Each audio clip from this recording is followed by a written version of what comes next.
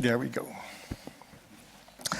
Ladies and gentlemen, dear colleagues, the program committee asked me to speak to the importance of expertise from technical art history. I regard that discipline as a distinctly art historical discourse, an approach that utilizes the research of artists' materials and techniques as a tool for art historical inquiry rather than, for example, iconography, provenance, or critical theory. And here you see connoisseurship between intuition and science. And from the program notes, one gets the impression that connoisseurship and technical expertise are very different concepts, as if they are the opposing ends of a broad spectrum of knowledge on artworks. And although such an either-or model might serve to shape our discussions today, I do not think of connoisseurship and of technical expertise in that way. Technical art history should obviously not be equated with science, and it is also certainly not deprived of intuition. And if we position connoisseurship between intuition and science, we might as well place technical examinations there as well. And rather than being mutually exclusive methods, connoisseurship and technical expertise are actually surprisingly alike in many aspects, as I hope to illustrate to you in this brief introduction, and hopefully also in the discussion that will follow. Both concepts are very much affected by intuition and by science, for example. It is probably only within the humanities that the notion survives that science is somehow separated from intuition. But numerous scientists, among which Albert Einstein, Max Planck, Louis Pasteur, have long recognized the important role of intuition in their work, just as that of imagination and serendipity. As Einstein put it, there is no logical way to the discovery of elemental laws. There's only the way of intuition, which is helped by a feeling for the order lying behind the appearance. In short, intuition and science are not at all diametrically opposed, but closely interconnected. And neither the connoisseur nor the technical art historian should be placed between these points. In my opinion, intuition and science are important for any scholarly activity, including connoisseurship. It's a stubborn misconception among scholars in the humanities that scientific data somehow constitutes a hard, infallible truth, reached upon by unbiased, blank-slated scientists. But scientists themselves will be the first to tell us that their research simply does not work that way, and that their findings should not be used from this preconception. Rather, such analyses are typically the result of multiple and sequential interpretational processes. As any diagnostic radiologist will attest, it is very difficult to interpret X-radiographs, and the large number of false positives in mammograms is notorious. And even if highly sophisticated equipment, such as this GCMS, provides us with highly precise analyses of the compounds of paint medium, we will still have to make sense of the findings. And whenever we interpret data, there will be room for subjectivity and for error. To give just one example, for over a century, it has been known that protein is often present in the binding medium of early Netherlandish paintings. This phenomenon has been traditionally explained from the fact that Netherlandish painters like Jan van Eyck use either an emulsion as a medium, there's an actual mixture of watery and oily binders, a bit like mayonnaise, or the so-called mixed technique, in which both egg tempera and oils were used as binders, either side by side, for specific colors, or sequentially for different stages of the layered structure. Tempera is, for example, believed to have been especially used with natural ultramarine, since this precious pigment could darken in oil. But as we have only recently learned, proteins can actually be formed as a byproduct of the degradation of ultramarine. And similarly, red lakes were often produced out of dyed textile rags that contain fragments of wool shavings, which in turn contained protein. Thus, when we find protein with these blue and red colors, we may not simply conclude that that's part of the binder. And similar false positives for protein have now also been identified that are related to the process that is known as saponification, where oil from the binder reacts with metals and pigments. It's especially common in lead white, where it can result in lead soap protrusions, causing tiny craters in the paint surfaces of your paintings, centuries after the paint has set. In short, the origins of proteins can easily be wrongly interpreted. Interpretational processes, subjective by nature, are front and center in science as well as in technical examination of artworks and in connoisseurship. There's nothing wrong with that, as long as we are all aware of those mechanisms. Let me give you one more example, dendrochronology. At first sight, this appears to be a straightforward tool for art historians studying panel paintings, be it connoisseurs or not, but it's actually a highly complex field and a discipline that is much in flux. The principle is indeed simple.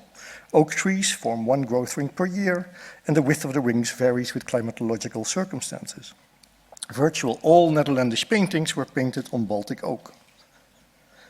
Through matching the specific pattern of the growth rings on a panel support with the master chronology for Baltic oak, we can then determine the year of the most recent growth ring, which provides a clear and hard post-quem for the earliest possible felling date of the tree that was used, and thus also for the painting. This can obviously be a great aid in issues of attribution, especially to disprove those. If a tree was still growing while a painter has already passed away, this particular painter cannot have painted that painting. But there are several pitfalls. Did you know, for instance, that there are multiple master chronologies for Baltic oak? Or that the specific match with the master chronology in case is actually indicated with a percentage? And would you not want to know that percentage or what master chronology was applied before using the data? A bigger problem is that we need to adjust the year of the most recent ring for two aspects, for drying and transportation, and for the sapwood rings that were cut off by the panel makers. Let's start with drying and transportation. The timber had to be transported from the Baltic area to the Netherlands, and it had to dry before it could be used. And Peter Klein typically adds 10 to 15 years for this for panels from the 15th century, and 2 to 8 years for panels from the 16th and 17th centuries. But these numbers are not set in stone. They're based on a very small sample set, since only very few dated paintings have been analyzed with dendrochronology. And also the difference for 15th and 16th centuries should be a sliding one, and it could be affected by climatological circumstances, since timber would dry much faster during harsh winters or hot, dry summers. High-quality quarter-sawn oak was expensive and constituted a major capital investment for wood merchants and panel makers. The sooner it was used, the better it was from a commercial point of view. Panel makers would typically only use boards from a tree's hardwood and remove the outer sapwood that you see. Oh, I was afraid this would happen. Here's the sapwood, the outer sapwood of the tree. That wood is softer and thus more vulnerable for wood-boring insects. But we do not know how many sapwood rings there were in the first place, since that number of rings varies in Baltic oak. Peter Klein often uses this graph, which shows the number of sapwood rings in 174 living oak trees in Poland. These trees have a minimum of 9 sapwood rings, here indicated with the red arrow. On the vertical axis, with the blue arrow, on the vertical axis is the number of trees that were found with 9, that's here, so that were 4 trees. On the vertical axis is the number of trees, 4 had 9 sapwood rings, as I said. The median value, with the blue arrow, is 15 rings.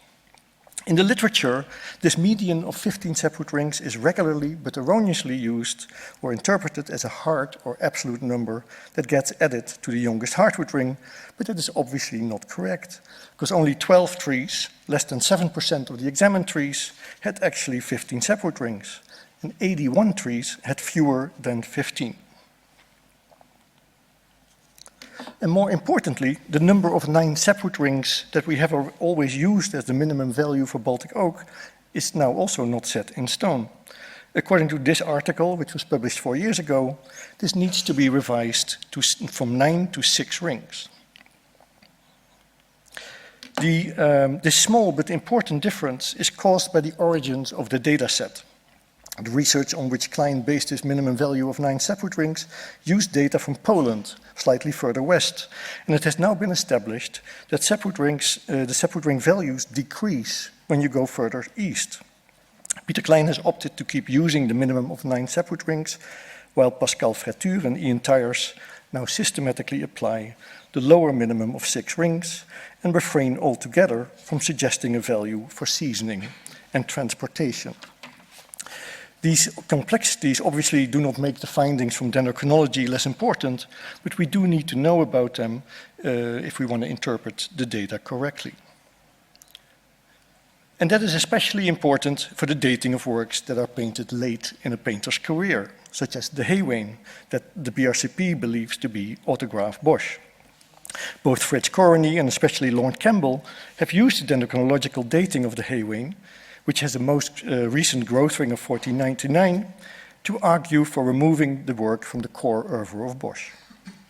But we cannot use this data for that conclusion. It is late, but even with a minimum of 9 rather than 6 rings, it is not too late to have been painted by Bosch.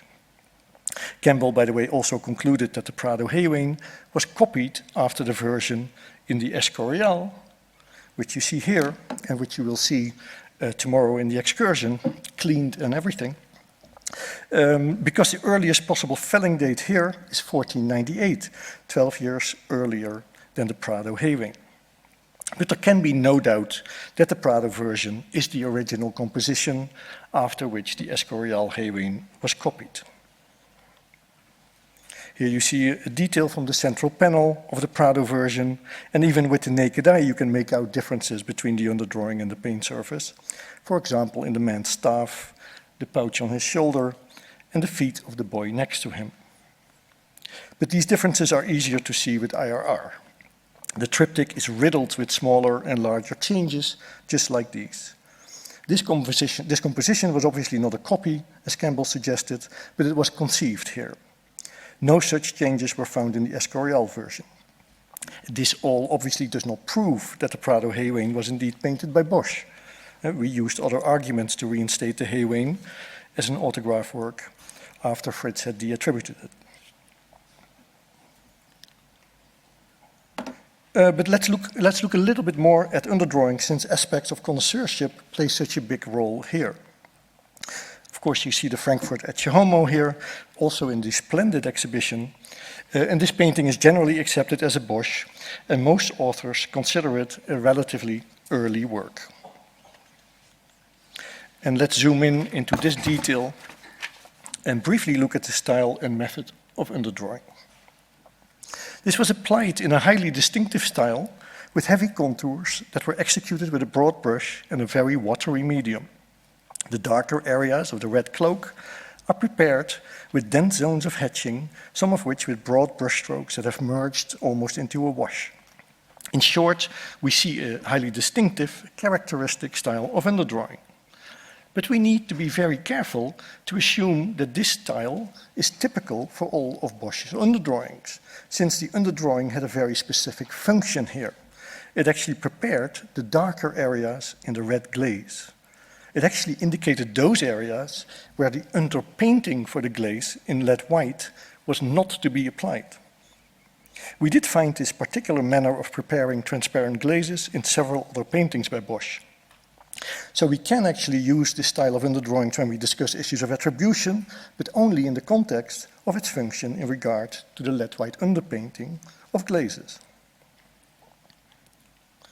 Another important aspect of the underdrawing of the Frankfurt panel is best shown in a macro IRR, which provides detail of the underdrawing in extreme resolution.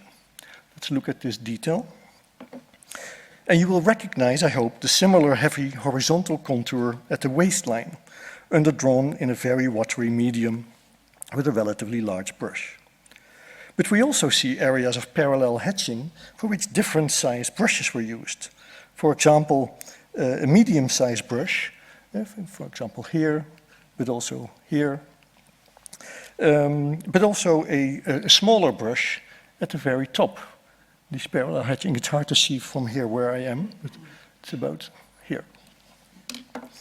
It also appears that different mediums were also used for the underdrawing, a darker one and a lighter one. All this implies that the underdrawing was not executed in a single campaign, but in distinct stages, using different brushes and apparently also different mediums. There were 3, possibly even 4 distinct stages in this detail alone. And we see a similar phase execution in several drawings by Bosch as well. And this presents us with a fascinating methodological problem, since it opens up the possibility that multiple hands might have been involved in the production of the underdrawing. We do not conclude that this was indeed the case, but we cannot exclude it either. And if we do assume that these different stages were all executed by a single hand, the stylistic clustering of underdrawings becomes much more complex. That does not mean we should not use the style of method of underdrawing for issues of attribution, and the phased execution itself can be used as a characteristic. And so can the stylistic aspects of each of these individual phases. For example, several works have an underdrawing in a single phase, showing very similar broad contours in the watery medium, as we see here in what we assume was the first initial phase of the underdrawing. Okay. I want to end my short introduction, my statement, with a last example, a surprising and an important new finding that helps illustrate that the painterly quality of a work might not always be a decisive factor when we try to determine whether a work was produced in the Bosch workshop or by a later follower. To do that, I will use another highlight in this splendid exhibition, the Lisbon triptych with the Temptations of St. Anthony, which we, again unlike Fritz, consider to be a core autograph work in Bosch's oeuvre. And I want to ask your attention for a detail in the lower middle of the central panel, the so-called fish boat. Here we are. We see a fish boat armored and harnessed with 2 small figures. At the very rear, one figure is rowing or steering the boat with a wooden spoon. A monkey is pulling in a fishing net. I hope you can see it. It's a bit dark, but it's still visible, I think. But the X-radiograph of the detail, we see a very different picture. Under the present paint surface, we see several other figures as well, which are no longer visible for the naked eye. At the top, there's an arm waving. Here's the arm waving with a fish. Here's the hand. And a bird is just below it. Oh, I'm giving away my... And the bird is just below it. And below the bird, we see a figure blowing on a trumpet-like instrument. Here's the trumpet, and here's the hand, and here's his head. We recognize his hands and the sleeve of his tunic. If we look closely to his head, we notice that he does not have any facial features. No nose, no mouth, no eyes. When we zoom out a step and compare the visible light and the X-ray with the infrared, we see many more changes, 2 of which I would like to point out. The larger opening to the vaulted stone plateau. It's hard to point from this angle, but I hope you can see that. And the different shape of a figure at the rear of the boat, which seems to be leaning back with an arm raised. Right here. The Lisbon painting has been copied numerous times, and all but 2 of these copies follow the composition on the surface of the Lisbon triptych very closely. But in the next slide, I include the same detail from a painting that is in the Barnes Foundation in Philadelphia. Fasten your seatbelts. In the Barnes panel, we see the same larger opening to the vaulted plateau, and we suddenly understand the initial figure leaning backwards in the rear of the boat that was visible in the IRR of Lisbon. It's a monkey, yawning, his mouth wide open. Here he is. Sorry, here he is. And lo and behold, we also see our trumpet player, which is right here. But let me zoom in on that detail. Here we are. We see the figure holding his trumpet, but he's not playing it from his mouth, but from his arse. We now also see the bird that we also saw in the X-ray. Here's the bird sitting on this figure. The fact that the painter of the panel in the Barnes Foundation knew these details, which were painted out in a very early stage in Lisbon, force us to look back again at the attribution of this work. And here is the overall painting. Ever since Unverveert's 1980 dissertation, scholars have agreed that the Barnes panel was the work of a Bosch follower. But since the painter had intimate knowledge of an early stage of the Lisbon panel, we need to consider the possibility that this work originated in, or very close to, the Bosch workshop. And that immediately raises a very thorny issue, since the quality of this work is so low. If the Bosch workshop did not only produce A and B quality level painting, so to say, but also C, D, and even E, then we can no longer use quality as a characteristic for such a determination. And if this is indeed the case, we will need to closely re-examine the larger group of Bosch followers to see if there are other panels like this that could have originated within the shop. Clearly, also after our project and our new 2-volume monograph, there's still a lot of work to be done on Bosch. I hope to have illustrated that the outcomes from technical examinations are often not clear-cut, just like the outcomes of any other methods, be it archival research or instrumental analyses. All good research will question and verify the data it uses before interpretations are offered. And I urge you strongly to do the same with findings from technical art history. Thank you very much.